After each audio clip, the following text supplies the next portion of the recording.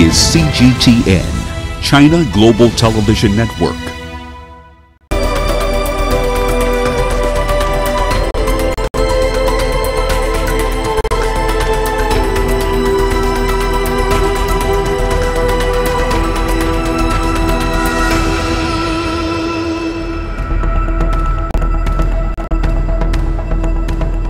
Hello and welcome to Africa 2018 Perspectives, a special broadcast of Africa Live and Global Business. I'm Lindy Mtongana. And I'm Ramanyang in capital Nairobi. Of course, 2018 was indeed an eventful year. And we'll be taking a look back at some key events that played out right here on the continent. Indeed we are. We're going to be giving you a comprehensive look at everything that happened in news and in business and in sport and plenty more. I'll be back with the business side of it a little later. But first, let's start with the latest in current affairs with Lindy. Thanks very much, Rama. We'll start, of course, with elections. Now, this year there were at least 18 presidential and legislative polls on the continent, some of which would herald a new era in African politics as opposition parties gained victories. But in much of Africa, incumbents were re-elected, often with huge margins. And for others still, trouble was never far away. CGTN's Robert Nagila takes us through the political transitions of 2018. In 2018, there were at least 18 legislative and presidential elections in Africa. The year started with the swearing-in of former international footballer George Weah as president of Liberia. In March, Abdel Fattah el-Sisi was re-elected as president of Egypt with a landslide victory. 2 months later, in July, President Ibrahim Keita of Mali won a second term with 67% of the vote, while Cameroon's Paul Biya was elected for a 7-year term in October. But it's the political transitions that grabbed the headlines in 2018. Hounded by corruption allegations, South Africa's President Jacob Zuma was forced out of office in February. His deputy, Cyril Ramaphosa, was sworn in shortly after. Still in the same month, Ethiopia's Haile Mariam Desalegn resigned as Prime Minister. Abiy Ahmed was appointed in his place in April. In Sierra Leone, opposition candidate Julius Maada Bio defeated the ruling party's candidate Samura Kamara in a runoff election. In Zimbabwe, Emmerson Mnangagwa won July's election, becoming only Zimbabwe's second president since independence in 1980. The previous leader, Robert Mugabe, had been ousted by the military in 2017. But it would be the Democratic Republic of Congo that would grab the headlines as the year came to a close. Elections scheduled for 23rd of December were postponed by a week after fire destroyed electoral material in the capital, Kinshasa. President Kabila is not allowed by the Constitution to seek another term. Now, as far as political transitions are concerned, in a very recent development, Andry Rajoelina has been declared the winner of the presidential election runoff in Madagascar. This according to results announced on Thursday by the country's electoral commission. But after that announcement, rival candidate Mark Ravalomanana contested that election results, filing a challenge with the High Court. Now, the court has 9 days to decide whether to confirm the provisional results. And of course, following dramatic events of November 2017 that led to his ascension to power, Zimbabwean President Emmerson Mnangagwa has been a busy man in 2018. From Harare, here's CGTN's Farai Makutuya with more. Following the dramatic political changes of 2017, most of the focus this year was on that man, Emmerson Mnangagwa, the president of Zimbabwe. Now, he was trying to rebuild Zimbabwe after years of economic decline. He also sought to restore diplomatic relations with the international communities. One of the ways that he sought to do that was through holding a peaceful, credible, free and fair election. He promised that, and for the most part, he delivered. The elections happened in July. This was the first election to be observed by observers from the UK, US and EU in nearly 2 decades. It was a peaceful election on the most part, but was marred on August 1st, a dark day for Zimbabwe, when violence erupted.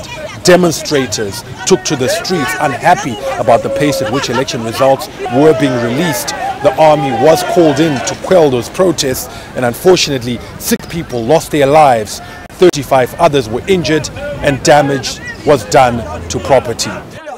A commission of inquiry was set up, and we were intrigued following that commission of inquiry, the public hearings that they undertook, gathering evidence from Zimbabweans of all walks of life.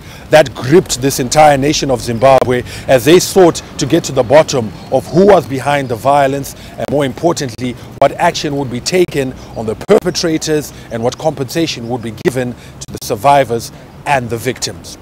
The election was also the first to be challenged in the country's constitutional court, the country's highest court. Opposition leader Nelson Chamisa disputed the results of the election. He said he was the rightful winner, and so he took his challenge to the courts. Following what happened in that courtroom, the legal arguments, the cases built by both the opposition and the state was also something that gripped this entire nation and captured the nation's attention and imagination. The courts finally ruled in favor of incumbent Emmerson Mnangagwa, giving him another 5-year term which will end in 2023.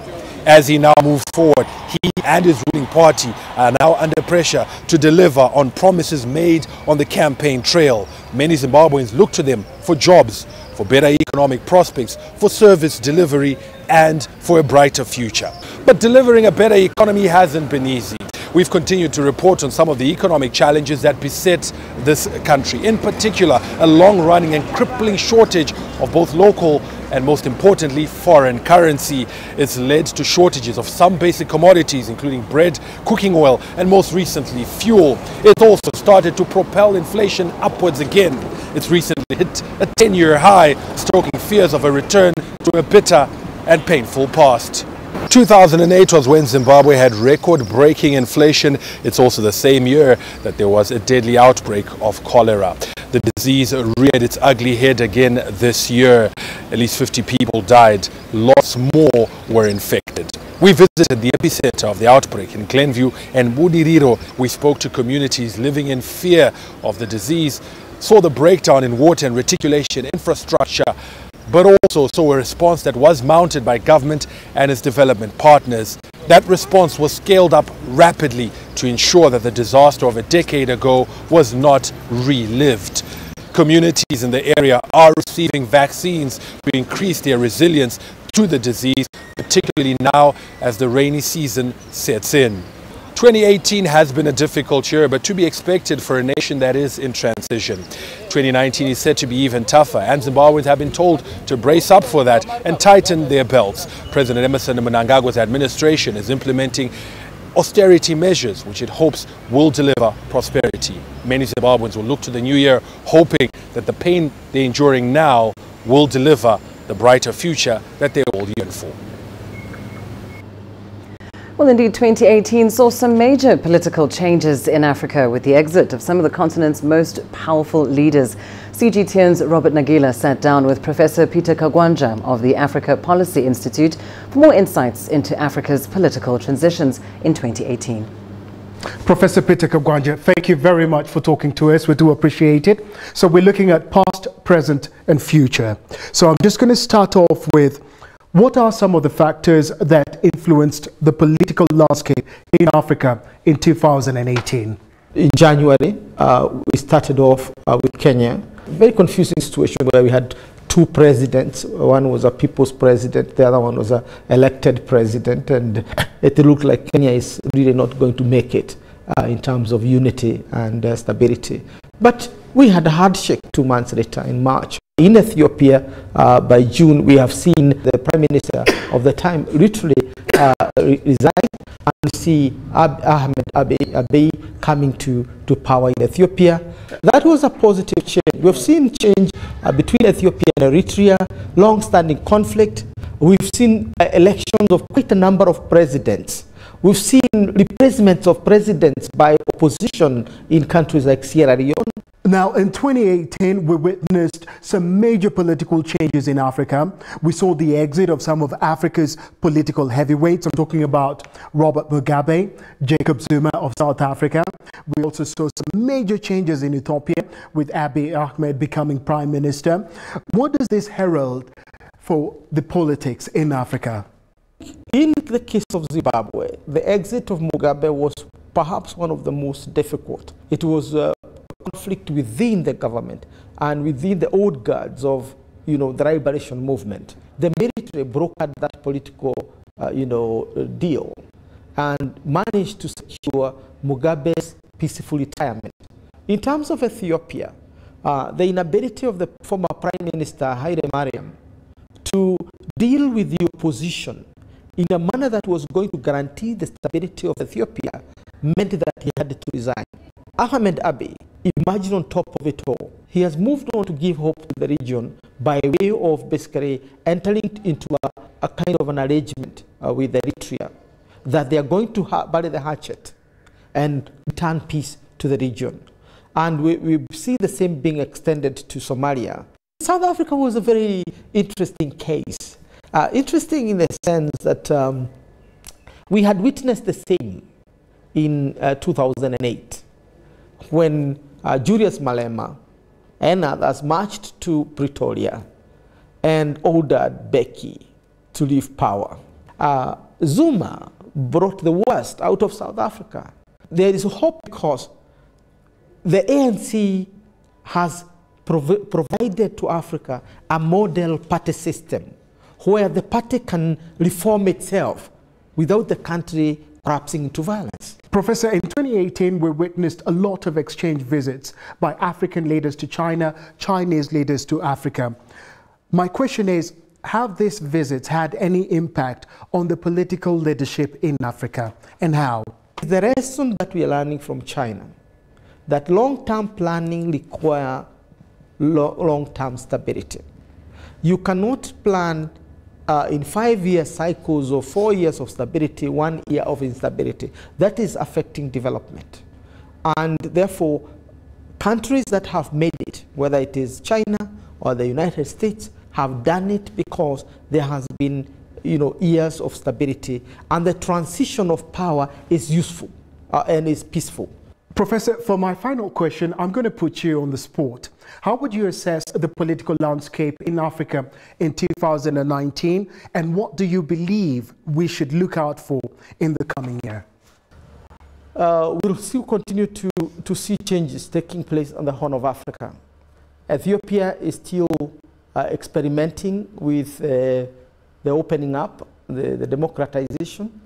Of course, we are seeing very gradual regeneration and revival of Somalia, which is very interesting because Somalia in many ways is a gateway to the East African, given its 3,333 coastline touching the Red Sea and the Indian Ocean. Again, it's to watch there to see what is going to happen in 2020, and 2020 will start building in 2019. The defeat of Al-Shabaab, which has been a terror to all the countries in the region, will largely depend on the stability of the government in Mogadishu. The big thing to watch is how the Americans are going to implement their new African policy, which seems to be more concerned about China's presence in Africa than about the Africans. And the other thing is to watch out how President Xi Jinping is going to roll out the Beijing FOCAC declaration and its plan of action. Why? Because if that plan of action is rolled out on the continent, it is going to transform this continent irreversibly and emphatically in a very positive manner. The priorities of that declaration and action plan, the priorities are very, very clear, particularly when it comes to industrialization of the continent. We've been speaking to Professor Peter Kagwanja, the President and CEO of the Africa Policy Institute. From all of us here at CGTN, a happy and prosperous 2019. Thank you for joining us.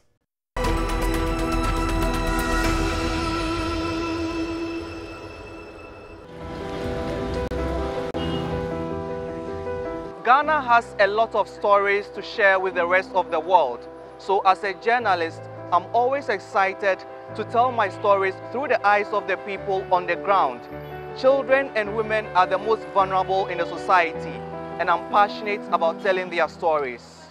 While working on the story on inclusive education in Ghana, I was touched by the story of Memunatu, whose only daughter, Naima, is not able to go to school because she has cerebral palsy. It's a situation many poor parents with disabled children face in Ghana, and I was determined to highlight this issue despite the shooting challenges we faced on location. The children in the house where we filmed kept interrupting the shooter. This made us take longer to film than we had planned. A story on breast cancer was one of the most challenging I worked on in 2018 because of my personal experience. My mother died from breast cancer in 2017, so working on this piece stirred up a lot of emotions. When Doris decided to share her experience, I kept picturing the state my mother was in before she died and couldn't hold back the tears. It was tough listening to her survival story and thinking I could have done something to prevent my mother from dying from breast cancer. The government of Ghana is doing its bit to address children and gender-based issues with policies like the National Gender Policy, which seeks to empower the vulnerable groups, particularly women, children, and people with special needs. But implementing the policies face funding setbacks. I think a lot of resources have to be channeled towards addressing issues concerning women and children in Ghana, and this will require bold commitment on the part of government. 2018 has been very eventful for newsmakers in Ghana, and the public has always been there to speak to on issues that matters to them. My highlight for 2018 was government's determination to sustain the free senior high school policy by introducing the double track system. We know in 2017 they had major challenges implementing the policy due to inadequate funding. So I'm hoping for major improvements in the education system in 2019. 2018 was a very tough year for us in Ghana. We lost one of our greatest icons, Kofi Annan, and also our past Vice President, Kwesi Atta. I'm hoping to see less of such deaths in 2019, and I hope to see massive development in Ghana in the next coming year. 2018 has been an exciting yet challenging year for me as a journalist. I look forward to 2019 with high expectations of reporting on stories that matter to the Ghanaian people. Nabil Ahmed Rufai, CGTN, Accra, Ghana.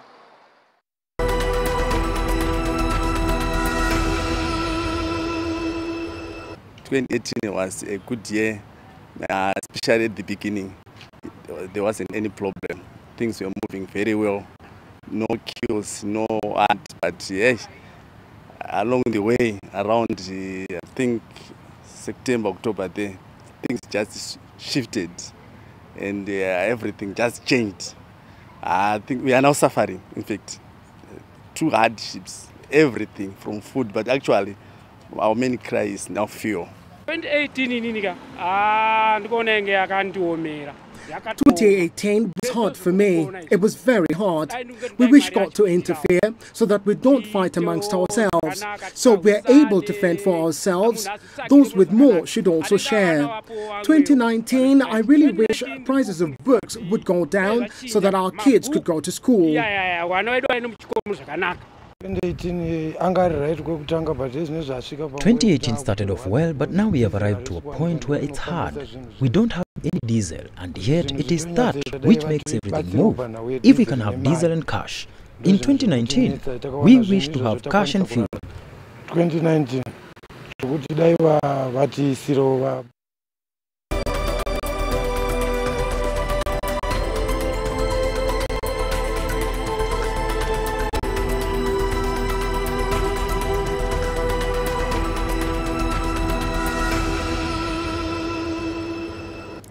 Well, as we continue looking back on 2018, let's turn to security matters now. Earlier this year, Boko Haram insurgents struck another girls' school in Nigeria's troubled northeast, kidnapping more than 100 girls. Now, the abduction was a stark reminder of the 2014 kidnapping of more than 270 girls from Chibok Secondary School in Borno State. CGTN's Kelechi Mekalam takes a closer look. In February, news broke that girls numbering over 100 had been kidnapped from their school in Dapchi, Yobe State, one of the northeastern states hard hit by Boko Haram. Dapchi is approximately 275 kilometers northwest of Chibok. another rural town in Borno State, where more than 276 schoolgirls were kidnapped. The kidnap of schoolgirls in Chibok drew international attention to Boko Haram's insurgency and brought the Nigerian government under immense pressure to free the girls. And there were calls and promises to ensure a kidnap of similar kind does not reoccur. Why did that happen? It means that the loopholes that existed in 2014 exist in 2018 because that happened here in 2018. So all I'm saying is that we're seeing more of the same. We see rhetorics, we hear promises, we hear all kinds of things, but nothing really has changed. There's no accountability matrix. 1 month after their kidnap, the Dapchi girls were released, but not all of them made it out alive. 5 of them died, and one, Leah Shaibu, still remains in custody of her abductors for refusing to denounce her Christian faith. The government claimed their release was secured through back-channel efforts and that no ransom was paid. Well, land, even though government have not admitted, no government admit openly that they pay ransom, but from sources, independent sources, that huge ransom were paid. So what happened? It's a win-win for the terrorists. The claim that Nigeria's government paid huge ransom to Boko Haram to secure the freedom of the girls is also contained in a report submitted to the UN Security Council. Since the release of the girls, there has been no other attempt on a school, but Boko Haram is believed to have spent the money to rearm itself and recruit more forces. And many here believe another school raid cannot be ruled out. When loosely translated, Boko Haram means Western education is forbidden. Since 2009, the group has been fighting to establish an Islamic caliphate in the northern region. After the kidnap of students at Dapchi, President Muhammadu Buhari ordered a beef-up of security at schools in the northeast. But the army says it does not have the manpower to protect every other school in the northeast, effectively leaving the protection of schools in the hands of civil security agencies who are no match to Boko Haram insurgents. Kelechi Emekalam, CGTN Abuja, Nigeria. Now, in addition to Nigeria's battle with Boko Haram, Egypt too has been fighting an insurgency in the North Sinai region. Many jihadists have been killed and thousands of others arrested. Meanwhile, in Somalia, threats posed by Al-Shabaab continue to dominate African and world headlines. Let's bring you more on the state of security in those 3 nations. I'm joined live by Adel Al-Makhraoui. He's with us from Cairo. Deji Badmus, live for us in Lagos. And CGTN's Abdulaziz Billo joins us from Mogadishu. Good evening to you all. Deji, let's start with you. It would appear that Nigeria registered mixed results on the security front. What would you say were perhaps the major costly failures and even achievements in addressing insecurity in parts of the country?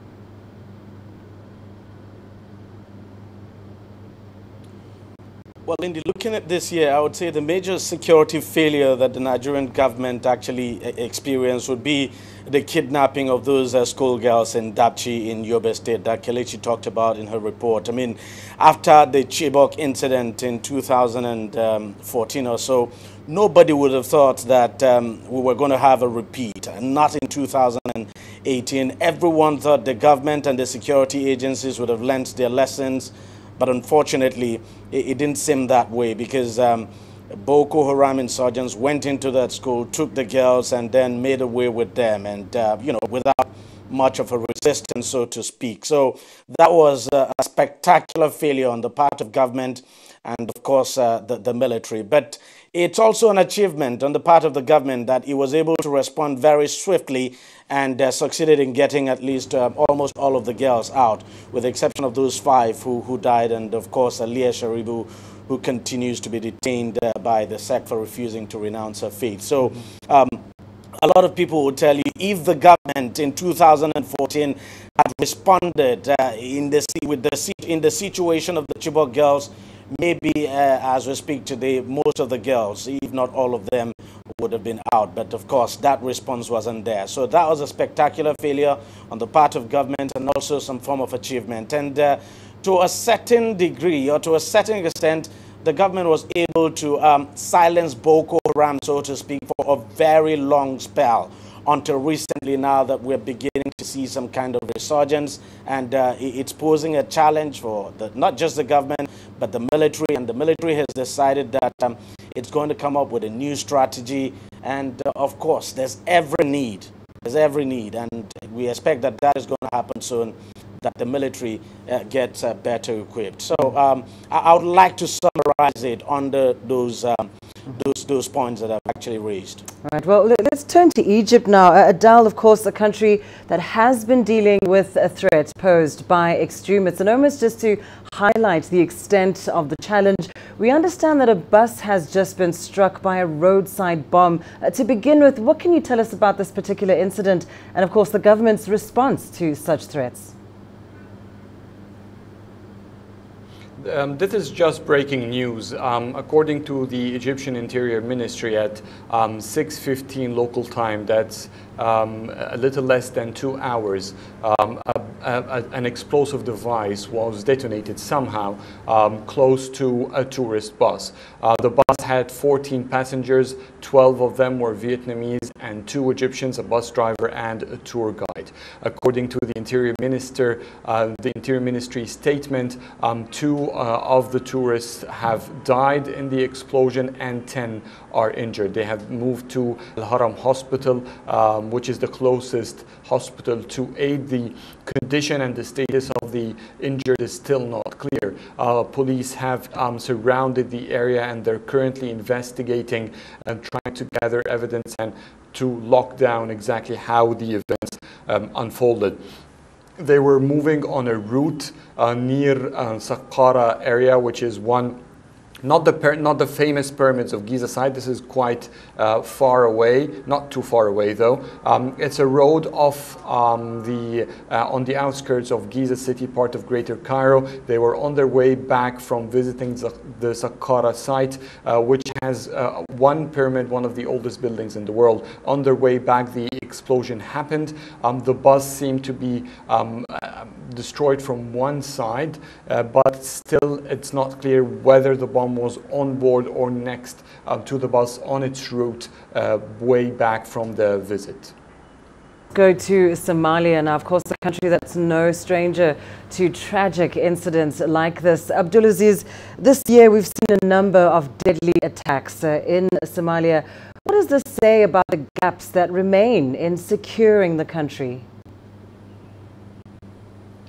Well, Lindy, you're right. 2018 has been a bad year for Somalia, and one will say that the Somali government will have made serious efforts in terms of tackling Al-Shabaab's threat after last year's October deadly attack that killed more than 600 people. So we have witnessed a wave of deadly attacks here in Mogadishu in 2018, including one last weekend that killed more than 20 people outside the National Theatre. So all these attacks are happening despite efforts by the Somali government to try to control the threat posed by the militant group Al-Shabaab. And one thing that the government is here in Mogadishu has done, it has blockaded a number of key roads where Al-Shabaab carry out deadly attacks on government installations. One of them is the parliament, the office of the president, and towards the road that leads to the international airport. But despite all these security mechanisms in place, Lindy, we've seen devastation, deadly attacks here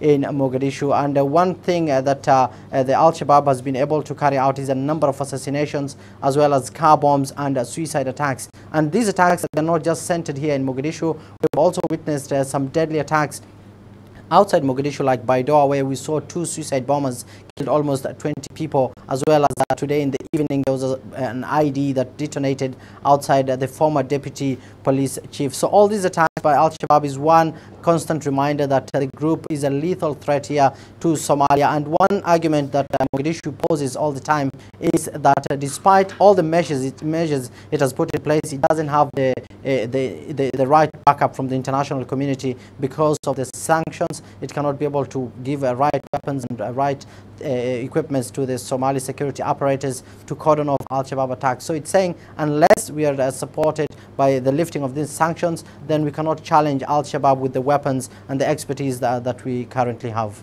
A complicated challenge, certainly in Somalia. But let's look to the year ahead. And I want to start with you once again, Deji. Of course, next year is an election year in Nigeria. Security is going to be a key campaign topic. Is there a sense, though, that there might be new strategies, new tactics introduced in the fight against in the fight against terrorism in Nigeria?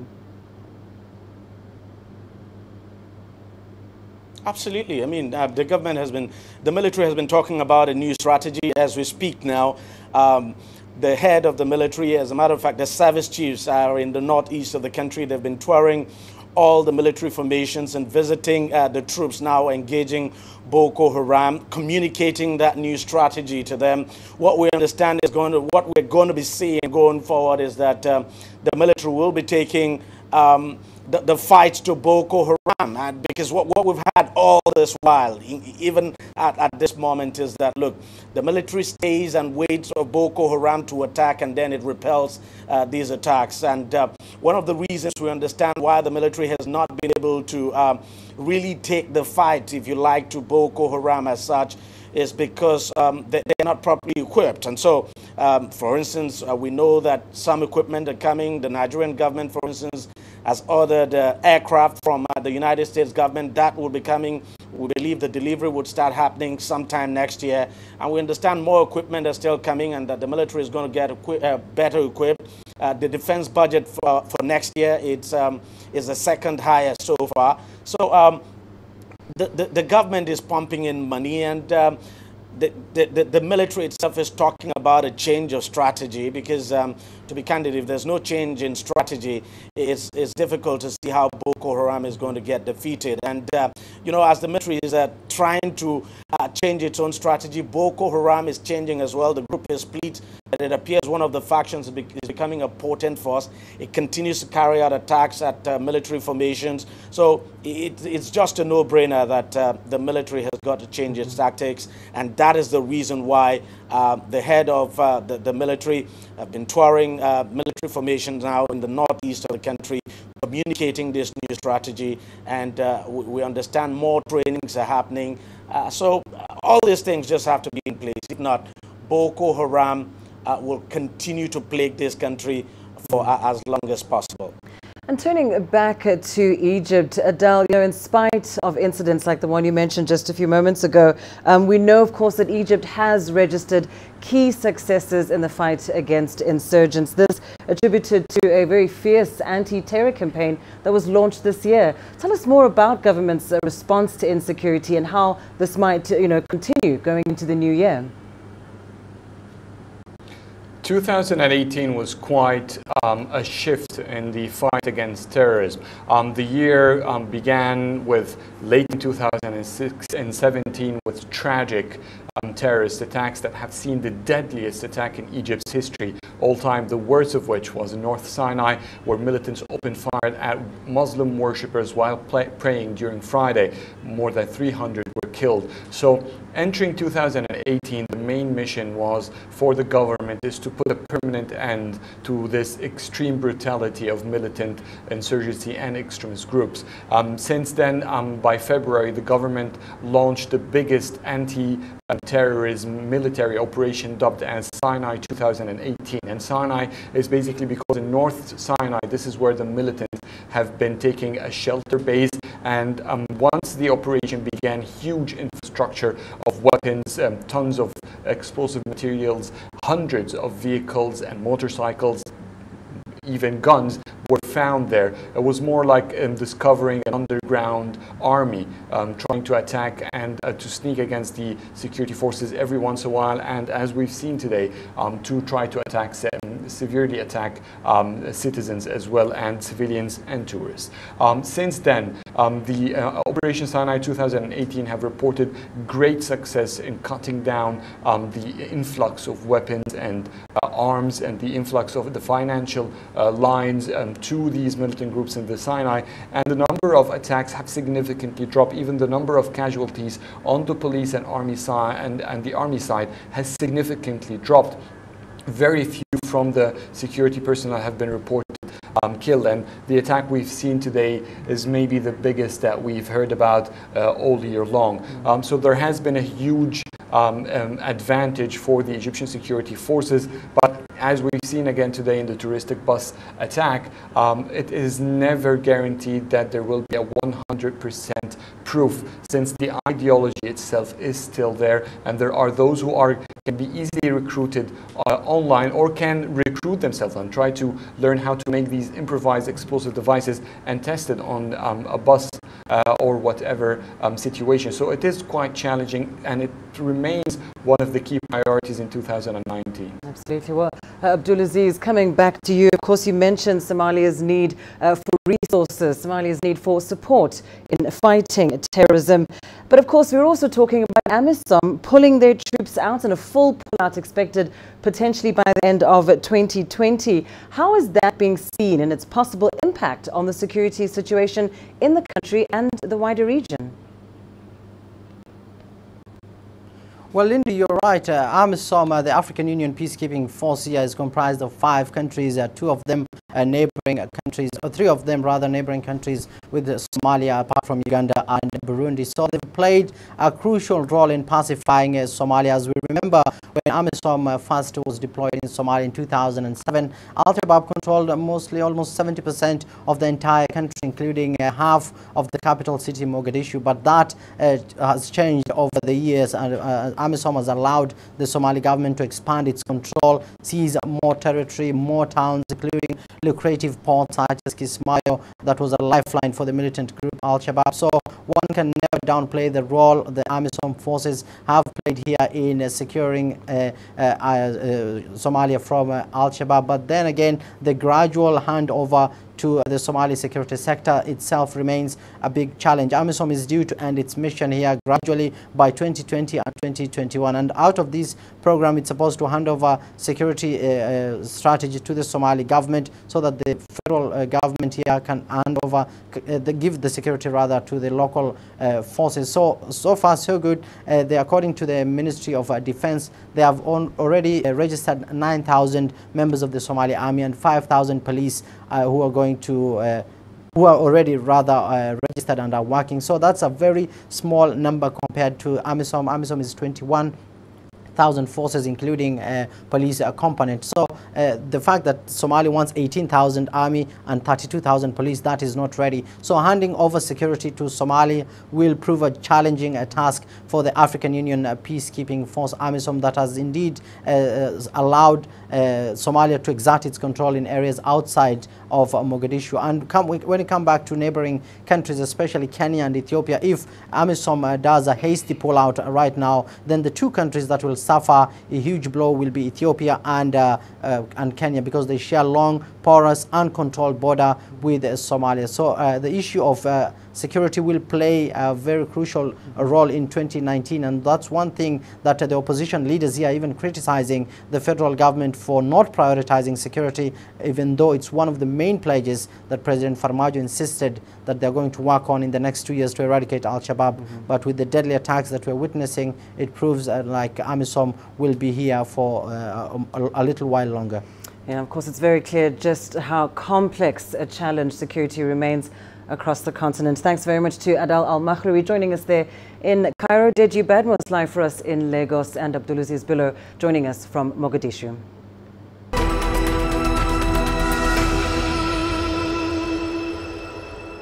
2018 has been a year of many ups and downs for Tanzania. We've had stories that have shook the country and the world, like the kidnapping of Tanzania's richest man, one of Africa's richest billionaires, Mohamed Dewji, where he was kidnapped outside his gym and he was gone for almost more than 2 weeks, and eventually was found. But even him being found has left many questions unanswered. Another very sad story is the death of more than 200 people in the sinking of the MV Nyerere ferry in Ukara Island in the northern lake zone part of Tanzania. This was one of the hardest stories for me to cover. There was death all around the Ukara village, and there was a cloud of despair and sort of loss that I have never experienced in all my years of journalism. And with 2018 being a year of up and downs, we hear from Tanzanians on how they found this amazing, or maybe not so amazing, year. My concern was to to accomplish my studies, on which I did it. For me, I had many plans, but I haven't been able to do much. This is due to the hard life I had in 2018. We covered many sports stories like the CECAFA football tournament, qualifiers for the AFCON, boxing tournaments, and so much more. So we had amazing up and down in 2018, looking forward for even better 2019. From Tanzania, it is me, Daniel Kijo, reporting for CGTN.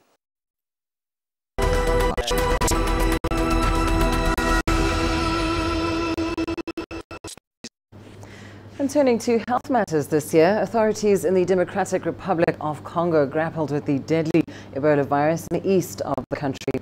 Now, according to the Ministry of Health, 326 people have died of the disease that's been described as the second largest outbreak in history.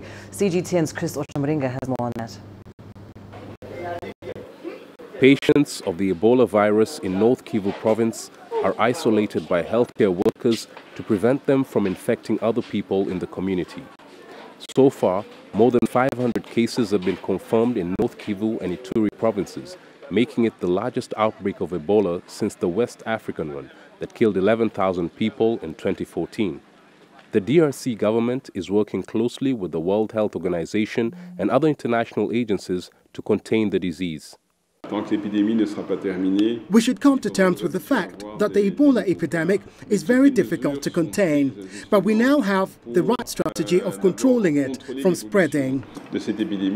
Thousands of people have been vaccinated in the hotspots over the past 4 months. But insecurity in the east and the mistrust of some community members has complicated the prevention efforts. The World Health Organization is, however, optimistic about bringing the disease to an end. We have new therapeutics we are using also to save lives, and the population is seeing that when you are treated early enough, you can be cured from Ebola. Countries bordering the DRC are on high alert to prevent the disease from spreading. The Ebola virus has claimed more than 300 lives since the outbreak was first reported in August. The deaths have fueled fears that the highly infectious disease will disrupt the elections. The voting will be done by tapping an electronic machine, which has raised concerns about the safety of Congolese in the areas affected by Ebola. But the DRC health minister says they will protect voters. We have discussed the protection of citizens in areas where the Ebola outbreak has occurred with the president of the Electoral Commission. This is the 10th Ebola outbreak in the DRC. A previous one that occurred in Equator province claimed 33 lives. Chris Ochamringa, CGTN, Kinshasa, Democratic Republic of Congo. Well, in some good news for the Democratic Republic of Congo, this year the country marked a historic moment when Dr. Denis Mukwege was awarded the 2018 Nobel Peace Prize. A gynecologist by trade, he spent the past 20 years advocating for victims of wartime rape. Let's take a look back at his work. In 1999, Dr. Denis Mukwege returned to his hometown of Bukavu, where he founded the Panzi Hospital. Bukavu is the capital city of South Kivu, located in the Democratic Republic of Congo. As the country descended into chaos, residents of Bukavu were hard hit by the upsurge of violence. Patients started coming in to Dr. Mukwege's hospital, but not just with gunshot wounds, but with horrific injuries as the result of systematic rapes carried out by armed fighters. All the victims have been raped with unbelievable brutality. Those who managed to survive reached the hospital in a state of incredible physical and psychological destruction. Often, they arrive with genital systems destroyed by bullets or sharp objects, an act of savagery unheard of before in the history of the region. A trained gynecologist, Dr. Mukwege soon found himself having to push his medical skills beyond the calling of his practice. As thousands of patients continued to stream into his hospital, he found himself being thrust into a new role as an activist. He started using his growing platform to call for more action from the government and international players to stop the use of rape as a weapon. As he started to receive international acclaim, back home in the DRC, his activism was putting him at risk. C'est avec une grande humilité. It is with great humility that I learned of this news while I was in the middle of performing surgery in my hospital. Today, my thoughts turn immediately to all survivors of rape and sexual violence in conflict zones around the world. I am honored to be named alongside Nadia Murad, with whom I have shared this fight for some time. As Dr. Mukwege graced the stage in Oslo, Norway, to accept his award, back home in Bukavu, residents were cheering their hometown hero. It is something that has never happened in the Democratic Republic of Congo, and the people of Congo needed it because it has been over 20 years of difficulty and conflict, and I think this Nobel Prize is a reason for us to cheer. Even amidst the pomp of the ceremony, Dr. Mukwege brought light to the work he continues to do and its necessity. For me, it's very important to throw light on the violence that women suffer in conflict zones. Because it can't be a question of not acting because we did not know. This prize will certainly bring the international community face to face with its responsibilities regarding women and children in conflict zones. We hope that our presence here does not mean that this prize is considered victory in itself, but rather that it's seen as a start to fight back against an evil which is gnawing away at our society, the violence done to women in war. As conflict continues in the DRC and globally, violence against women remains an important issue. Dr. Denis Mukwege performs the remarkable duty of healing women at his hospital and speaking for the patients he has cured. Astatal, CGTN. Now, the impact of both man-made and natural disasters became vividly clear within the continent's borders in 2018. Well, CGTN's Wilkista Nyabo now reports on the tragedies that were reported across Africa. In April, Algeria mourned 257 people who were killed in the country's worst ever air disaster. An Algerian military plane crashed near the capital, killing 247 passengers and 10 crew members. There were no details on the findings of the air crash investigators. This was the deadliest plane crash in the world since July 2014, when all 298 people on board Malaysian Airlines flight MH17 died after it was shot down over eastern Ukraine. Tragedy of a different sort struck in Kenya in May. 48 people were killed when a dam burst in the country's Rift Valley region. The privately owned Solai Dam, which had the capacity to hold 20 million litres of water, broke its walls after a heavy downpour. The water swept away an entire village. Over 40 people were injured, while almost 5,000 others were displaced. Today, families which received compensation are still struggling to rebuild. A month later, in Nigeria, a petroleum tanker exploded in Otedola Bridge along the Lagos-Ibadan Expressway. 12 people were killed in the incident. In September, a small plane crashed into Lake Yerol in South Sudan. 19 people died in the crash.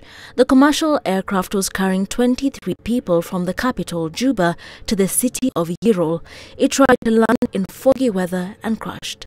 Only 4 people, including 2 children, survived the crash. In the very same month, Tanzania's ferry tragedy happened. The MV Nyerere capsized on the Lake Victoria as it approached Ukere Island. 224 people died, and many were buried on the island in unmarked graves. The ferry had an unofficial carrying capacity of about 100 passengers. Just 41 survived. An oil tanker explosion in the Democratic Republic of Congo claimed 39 lives in October. The tanker collided with a vehicle on a major road near Kisantu, west of the country. 100 people suffered second-degree burns. Uganda also experienced a disaster which claimed at least 30 lives. In November, a cruise ship with over 100 revelers on board sank. Officials said the boat was in poor condition and did not have a valid license to operate. In 2018, a section of African countries experienced the worst ever tragedies seen on their soil. However, in the spirit of resilience, they forged on, intent on healing and recovery. Wilkes Anyabo, CGTN in Nairobi, Kenya. –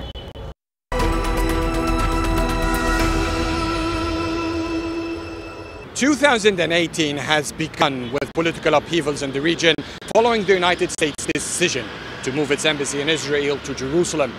CGTN's Cairo team has traveled to the occupied territories more than once to cover the deadly clashes that broke in Gaza and in Jerusalem as protests broke objecting to the embassy move. In Cairo, our focus in 2018 was more positive and inspiring. We've covered human interest stories of Egyptian inspirers, those overcoming all odds, chasing their dreams. The young engineer who has made his own car, those with disabilities who excelled in their field, surpassing any healthy human, and the underdog who in a short time rose from a poor rural village to be among the world's top 3 football players in the world. We've covered Egypt's efforts to enhance connectivity among African countries. In 2018, we have brought to our screen amazing characters who have strived to forge a better future for themselves and their communities. I hope we can extend this positive energy through our coverage in 2019. Happy New Year, CGTN. From Cairo, I'm Adil Mahroui.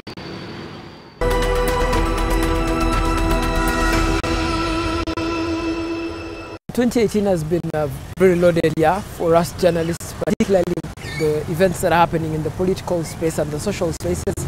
It's the year that brought with it the change in the constitution, the political debate on transition. It's the year that brought with it taxes on social media and mobile money. But also it's been an incredible year for Uganda all round, qualifying for the African Cup of Nations, Uganda winning at the Miss World tournament. Cinema-wise, this year has been very good for us. The numbers have actually doubled, if I may say. After Black Panther, we received people who are coming in the cinema for the very first time. They got the first experience during Black Panther and they never went back. They kept on coming back. So we have had our numbers double. The cinema business and culture has improved in Uganda. You can see we have more cinemas actually besides Century Cinemax.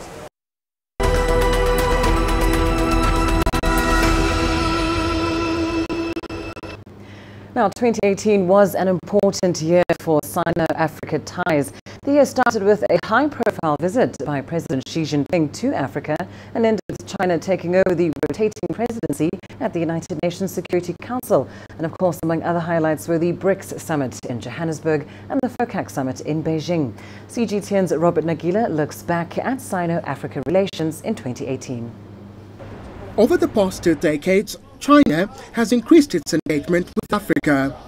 This was evident in July when President Xi Jinping chose to visit Senegal, Rwanda, South Africa and Mauritius in his first overseas tour of the year. Beijing has pledged to help modernize the continent through an ambitious program. The multi-trillion-dollar Belt and Road Initiative is an extensive infrastructure network of railways, ports, roads and pipelines that aim to connect China with much of the world, including Africa. Among them, the 750-kilometer rail line connecting Addis Ababa and Djibouti, and the 4 billion standard gauge rail line in Kenya connecting Port Mombasa and Nairobi. When complete, the rail line will connect Kenya, Uganda, South Sudan, Rwanda, Burundi and the Democratic Republic of Congo. In September, the third summit of the Forum on China-Africa Cooperation took place in Beijing.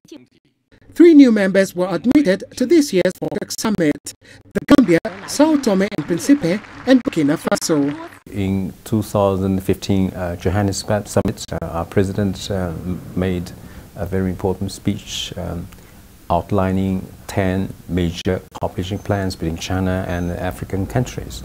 He also promised that $60 billion had been allocated for the programs for the following 3 years.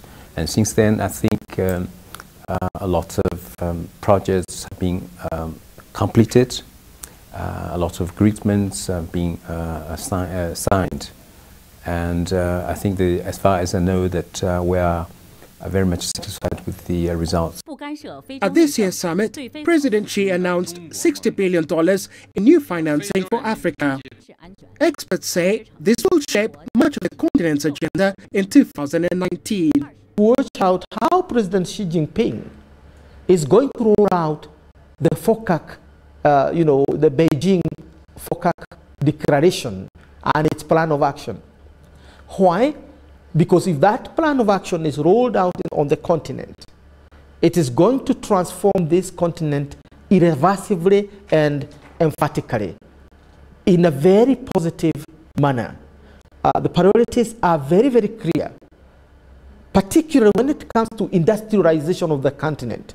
China's deepening relationship with Africa was evident at the just concluded UN General Assembly. At least 51 African leaders attended the FOCAC Beijing summit compared to 27 for UNGA.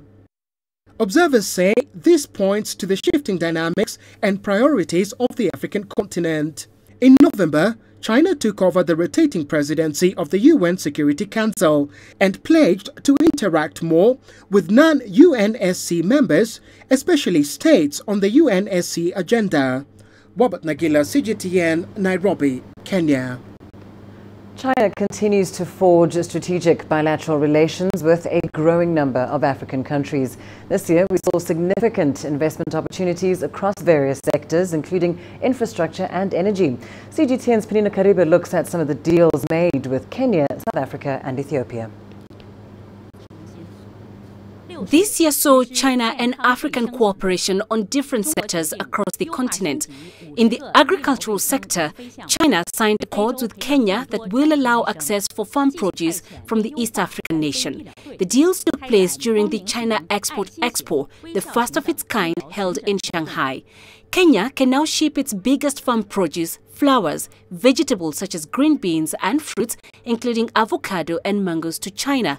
China is Kenya's biggest trading partner, with exports amounting to $167 million last year, while imports were $3.78 billion. In Ethiopia, China agreed to restructure some of the country's debt. This included a $4 billion loan for a railway that stretches from Addis Ababa to Djibouti.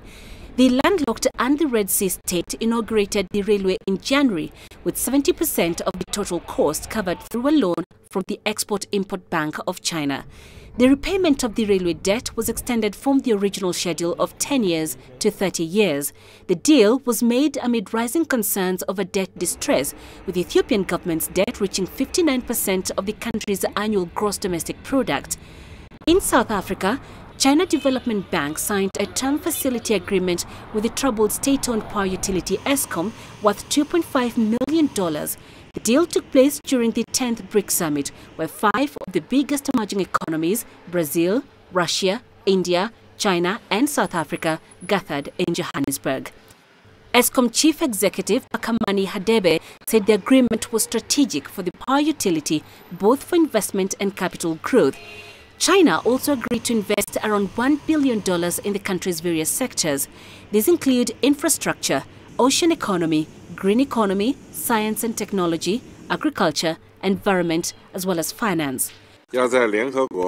At the same time, we must work together at the United Nations, the G20 and the World Trade Organizations to safeguard the rule-based multilateral trading regime, promote trade and investment liberalization and facilitation, as well as rejecting protectionism outright. Our task is to give practical expression to an economic partnership that will catapult the industrialization of our respective economies beyond the digital age.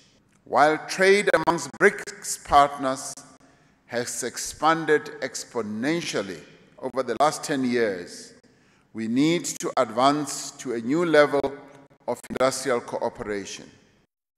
During the Forum on China-Africa Cooperation Summit held in Beijing this year, a declaration and action plan were adopted between the two sides. In the declaration, China pledged to act in the principles of sincerity, real results, affinity, uphold justice, while pursuing shared interests and focus on supporting Africa's capacity building for internally driven development. The vigorous development of China-Africa cooperation has not only promoted the progress of Africa, but also inspired international partners to pay close attention to Africa. African leaders who attended this summit spoke highly of the summit and agreed that it was a historic meeting, strengthening Africa-China solidarity and cooperation. Under the framework of the 10 major cooperation plans, China will work closely with African countries and implement 8 major initiatives in the next 3 years and beyond. In fields like industrial acceleration, infrastructure connectivity, trade facilitation, green development, capacity building, healthcare, people-to-people exchanges, and peace and security. With more ties and exchange established between Africa and China this year, it is hoped that the two sides will continue to further relations in the years to come. Penina Karibe, CGTN. Well, 2018 saw heightened interest in Africa. Once again, here's CGTN's Penina Karibe analyzing this issue with a panel of experts. We would like to look at heightened interest in Africa in the year 2018. I am now joined by a panel of experts. From Johannesburg is Brooks Spector. He is a former U.S. diplomat and associate editor of the Daily Maverick. And here in Nairobi, we have Dr. Francis Onditi, head of the International Relations and Diplomacy Department at Riara University in Kenya. Welcome to the both of you. Thank you. Brooks, let's begin with you. Africa witnessed a host of world leaders trooping into the continent. Why such interest in Africa? Well, I mean, the simple answer, I think, is that Africa is a large continent, as we all know, many people, a burgeoning middle class in many countries, large resources, and no clear one person, one country, one place is in charge. And as a result, there's a lot in play, there are a lot of interests, and there is a growing amount of competition for the interests and for the markets. And so you have leaders coming to the continent from outside, and you have large gatherings of African leaders in the capitals of many of these countries at the same time. And I think taken as a whole, what we're looking at is a repositioning of Africa, its people, its resources, its opportunities back into a more central place in the world, the global economy. That can be very good for Africa. It's also an opportunity that presents a fair number of challenges for African leaders, and we can go into that more if you'd like.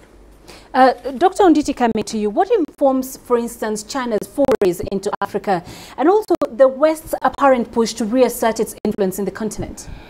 I would say this. There are two things that are, pushing countries to focus on Africa. One, we are all aware about the Africa Rising. The Africa Rising, we've seen Africa growing at the rate of 5.8% as a region from 5.1% that has been the performance from 2016. So that economic performance is creating both market, but also the demand for items that these countries globally are producing. But also, importantly, the exports that this economic boom is creating, it's available in Europe, it's available in the US, it's available in different parts of the world.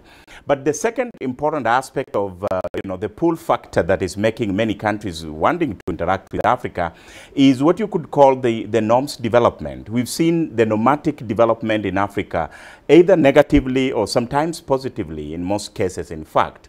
For example, most countries trying to, question some of the, institutions globally.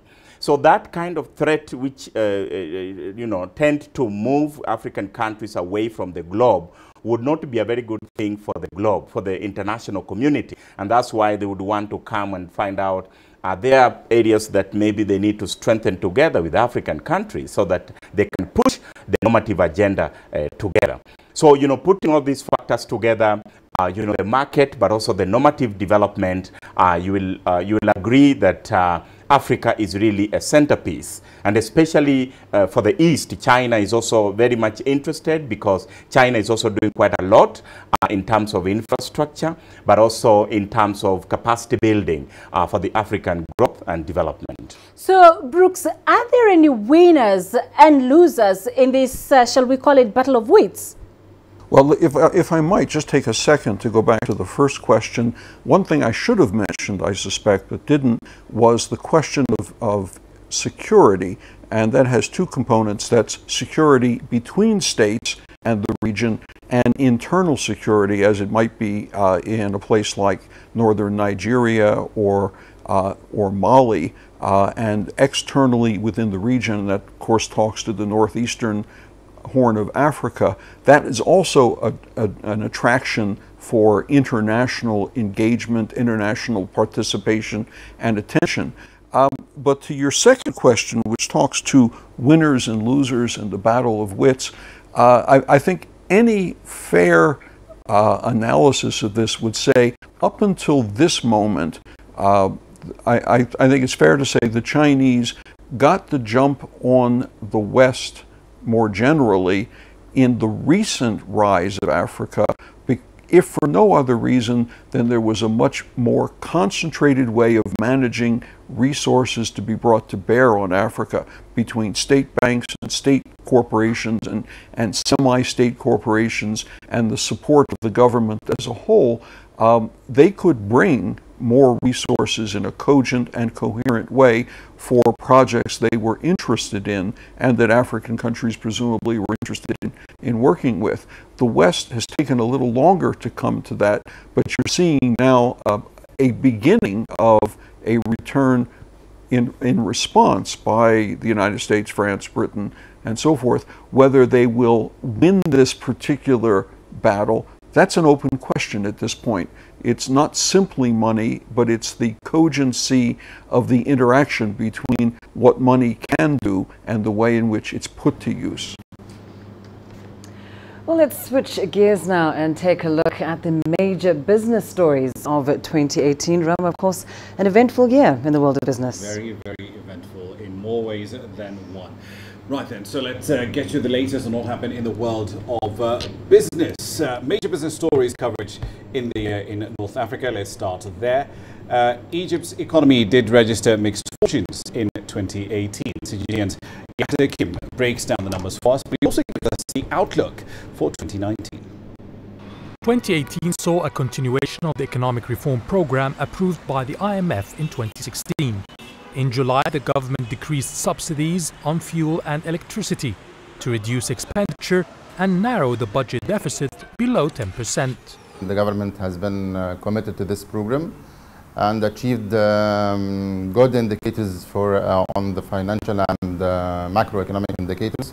It's very important to see that the economic growth has increased from 2% to 5.3%, and the international reserves have been reaching the highest point, estimated at $44.5 billion US. The year also witnessed a lot of activities on infrastructure projects such as roads, electricity, water desalination, developing seaports and new cities. All these projects are very important to the people from one side and to the other side in the business environment, that enabling the business environment needs to focus on such infrastructure projects to then give the potential for investment for a private sector to grow up and invest more and more. Foreign investments have increased by 30% in 2018 against 2017 to reach $8 billion. However, the economy was affected by the exit of international investors from emerging markets. It was a huge international economic crisis. Countries like Argentina and Turkey faced a plunge in their currency value. Because of this crisis, the central bank here had to keep the interest rate fixed through all the sessions in the second half of the year. Inflation, which had dropped from a high of 35% to 12% by mid-year, went up again to 15%. I expect inflation to fall below 10% in 2019. The stock market had to take action and delay its public IPO till next year, when there are more favorable conditions. For 2019, the central bank governor Tarek Amir announced he expects foreign currency revenue to exceed $87 billion. The main source of foreign currency would come from tourism, expat remittances, exports and foreign direct investments. 2019 will be a unique year for Egypt because it will be the chair of the African Union. And Egyptian President Abdel Fattah el-Sisi has made it clear that one of his top priorities will be to adopt the Continental Free Trade Agreement. Yes, Hakim for CGTN, Cairo. Now, south of the continent, it's been yet another tough year for South Africa. The hope for an economic and political turnaround when Cyril Ramaphosa took office as head of state has diminished somewhat, following a slip in the economy, especially in the second quarter of 2018. With South Africa's debt-to-GDP ratio climbing and unemployment close to 30%, will things make a turn for the worse in 2019? Here's CGTN's Sumita Nayu with more.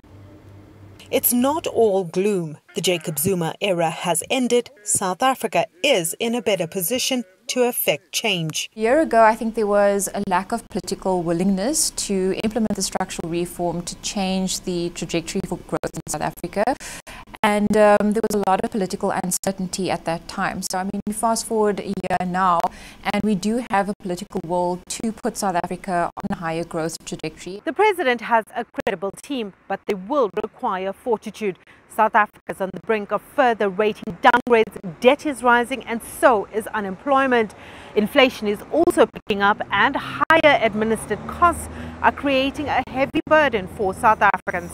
We did have quite a poor first half of the year that really did surprise to the downside, and as a result growth is likely to be around 0.5% for the year, whereas at the beginning of the year most forecasts were north of 1%. Some tough decisions will need to be made, especially on state-owned enterprises. Eskom, the state-owned power utility, needs over $1 billion to keep the lights on, a direct result of corruption and mismanagement. The state-owned enterprises continue to drain a huge amount of resources from central government, and it's clear that they're going to require additional finance over the coming months. I don't think they're in a position to really survive on their own. The Treasury is dealing with a $1.7 billion shortfall in tax revenue collections. The debt-to-GDP ratio is expected to rise to 57.4% in 2021. We're not at the point where we need to go to the IMF for financing. I think that's partly because when you look at South Africa's government debt, it is mostly internal debt as opposed to foreign debt. And as long as that remains the case, then South Africa can control the way in which it manages its debt. It's got a lot more autonomy. What we have started to see is a movement towards improved governance, and it will take some time for the financials to reflect the improved governance. But I think we also need to remember that there is still a firm commitment to the expenditure ceiling, which wasn't breached, and I think the rating agencies will take that into account. The president is on an aggressive drive to address youth unemployment and support business. He's got a crucial general election coming up in 2019. He needs to win in order to make good on his promises. Sumitra Nadu, CGTN, Johannesburg, South Africa. Right, a bit of continental analysis coming your way now. David Owero is a Kenyan economist who joins me now live in studio at the moment. I should pick off where Sumitra's package stopped. SOEs, state-owned entities in South Africa, pretty much the big elephant in the room. But is it possible to fix these companies without getting some sort of partial privatization on the table? Well, it looks a bit daunting right now when you think about it, because on the one hand, you've got state-owned enterprises which are not doing too well, their books are not good. And so even in terms of investor attractiveness, when you want to consider a sell-off, even a partial sell-off, it becomes a bit tricky. On the other hand as well, you've got fiscal pressures on South Africa's government. Because taxpayers can't keep bailing these companies out more and more and more. Yeah, certainly. And so what looks viable at the moment is, of course, cost reduction measures, as well as the reforms in terms of management and those kind of restructuring. But even that is not enough. But considering that if you look at both Eskom as well as South African Airlines, these are, one is a utility company which is very critical, and the other also is one of national pride. And so it seems like, at least in my mind, they will put an emphasis on restructuring, while also government might come in to continue providing support like they did last year. As unpalatable as that might be. Right, yeah. But the land reform process, I think that will really be the big story for 2019, isn't it? Because going into the elections, the question will be, how will this process work? But if you're looking at it from the perspective of the banking sector, the agricultural sector, how will these be affected by this land reform process? I think there's a lot of uncertainty, certainly. If you talk about expropriating land without compensation, and some of this land might be in the hands of the financial sector because they are key instruments in lending, you then place a lot of, you actually affect liquidity within the financial services sector. But you actually would probably place a lot of the collateral that's being used for the mortgage sector essentially in doubt. Yeah. Right. On the other hand as well, if you look at the agricultural sector, the recession that has been witnessed across the last 2 quarters has actually been as a result of a dip in output from the agricultural sector. And so the uncertainty that comes with, expropriating land to people who perhaps might not put it to the most efficient economic use, therefore, confounds the problem. All right, then.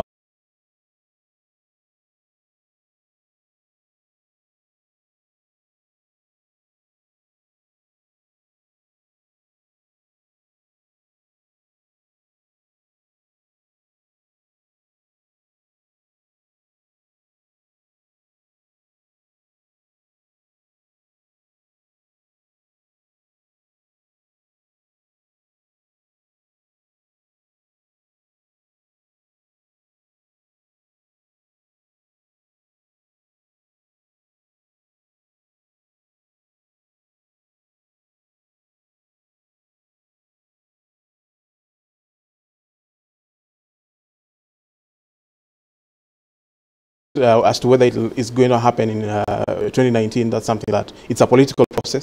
We know a lot of the preparations that need to go beforehand in terms of what objectives do they want to place in terms of their privatization program, and what is the ultimate stake that government will remain with, and what is the end product that they want to see for the earmarked state-owned enterprises that they've identified. All right, we'll leave it there for the time being. David Oiro, Kenyan economist, thank you very much for your time. Thanks, Sam.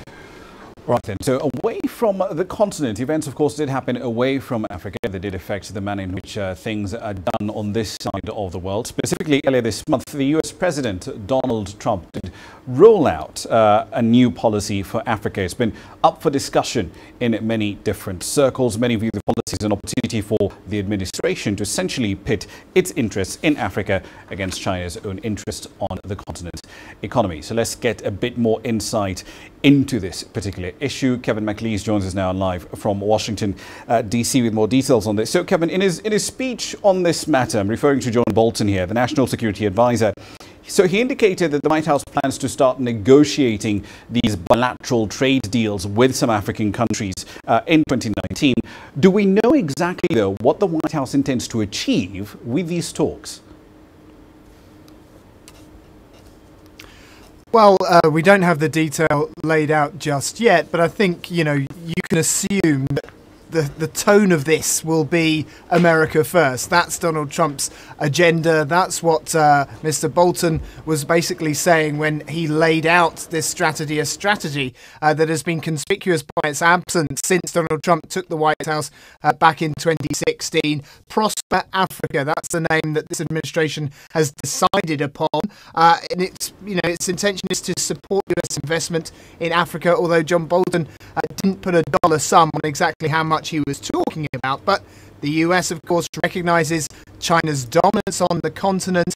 It's determined to try and compete with that. It doesn't at the moment, clearly. But Mr. Bolton also made it very clear that he's ready to pull US aid. To quote him, he said that the US won't tolerate aid without effect. Critics over here were quick to sort of jump on the contradictions within that, this notion of invest but also withdraw at the same time.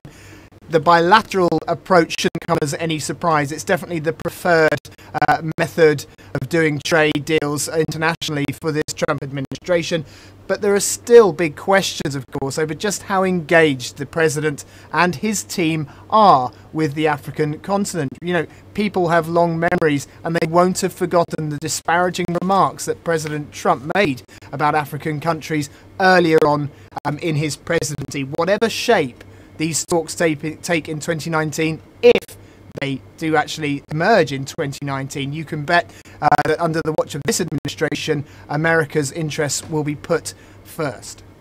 Indeed. We'll leave it there for the time being. Kevin McLeese there live in Washington, D.C. And of course, you can expect us to follow that story in a lot more detail in the next 12 months. Now, about a month ago, I attended the China International Import Expo in Shanghai. While there, I explored how China continues to improve trade with the world, particularly amidst the then escalating tensions on trade with the United States. China's agricultural produce imports did hit new levels in 2017, with the country accounting for about 10% of global farm produce trade. Now, trade frictions notwithstanding, the United States has been China's biggest supplier of farm produce for years. Now, though, African economies want a slice of the action. And one last item for me. As we wrap up 2018, it's worth looking at the key events that you should be concerned about in the next 12 months. Now, the list we're about to go through is by no means comprehensive, but it does highlight the must focus on items in politics and policy as well. So let's start with elections. At least 15 countries on the continent will be holding either presidential or parliamentary elections in 2019, or both in some cases. But there are three that we are very keen on. The Democratic Republic of Congo, they're up first. These elections should have been held way back in 2016. But are we going to see a peaceful transition in a country that's home to 70% of the world's cobalt reserves? Now, remember, that's an element that's vital to the lithium-ion batteries have all become so dependent on, and everything from electric batteries to the cell phones that you're probably using or watching this on right now. So this poll matters in more ways than one. It's scheduled for the 30th of December, with results due a fortnight thereafter. Let's move on to West Africa. Nigeria is next. And this, in many ways, is basically voters expressing their judgment on Muhammadu Buhari's economic management in the last 4 years. On his watch, the country was in its first recession in 25 years, and growth has slowed down to a crawl. 2018's growth was forecast at 1.9%. And the forecast for 2019 from the IMF, just 2.3%. That's abysmal by Nigeria's historical growth. South Africa is also firmly on our radar. Cyril Ramaphosa has been in charge for most of 2018, and he has a ton of work to do, undoing the damage done by years of poor governance, corruption and crony capitalism. But in the time he's been in office, has he done enough to convince South Africans that they should sign with the ANC in 2019? Even a GDP growth forecast at 1.4% next year and unemployment at over 27%. Equally important, how will the ANC deal with the land appropriation without compensation debate? That's going to be a very big one. We're also keeping a close eye, though, over in East Africa on Ethiopia. This might be this country's year. Since he became Prime Minister in April, Abiy Ahmed Ali has moved very rapidly to make key changes in the country. He's made peace with Eritrea. He's lifted a state of emergency. He's let dissidents come back home unmolested, and he's unblocked websites and TV channels that were previously banned. He's also indicated his intent to gradually open up Ethiopia's economy. And the biggest move there is selling minority stakes in state-owned firms like Ethio Telecom and Ethiopian Airlines. Will that happen in 2019? That's going to be an interesting one to watch. The final thing we're keeping a close eye on, trade. This covers multiple fronts, but let's focus on two. First off, the Continental Free Trade Area here in Africa. A deal to set this up, as you will recall, was signed by numerous countries in late March in Rwanda's capital, Kigali. If all states verify it and ratify this deal, it will be the biggest single free trade area by number of participating countries on the planet. As of this month, 15 countries had ratified this deal. Will we have the remaining 7 signatories in 2019 to have this deal come into force? Also, trade wars. You cannot ignore this. The China-US trade tiff may be taking place somewhere else out there, but this is still a key concern for policymakers right here in Africa. At the end of 2018, there's a notional truce in place to talks between the two sides that take place in January.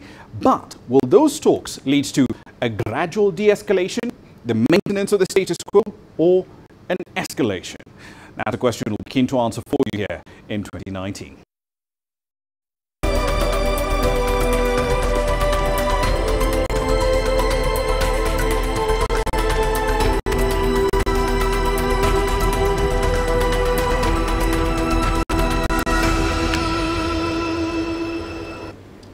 Well, that is where we leave it for this special broadcast of 2018 Perspectives.